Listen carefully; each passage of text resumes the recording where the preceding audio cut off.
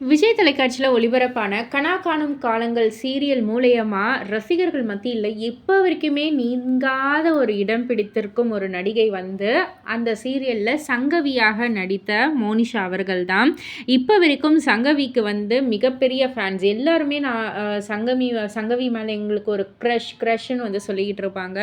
அந்த அளவுக்கு மோனிஷா ரவிசங்கருக்கு ஒரு மிகப்பெரிய ரசிகர்கள் பட்டாளமே இருக்கு.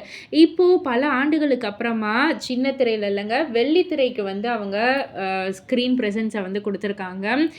அவங்க மொத்தம் 3 ப்ராஜெக்ட் வந்து பண்ணிட்டு இருக்கிறதா அவங்களே வந்து சொல்லியிருக்காங்க. அதில வந்து ஃபர்ஸ்ட் வந்து இதய முரளி படம் தான்.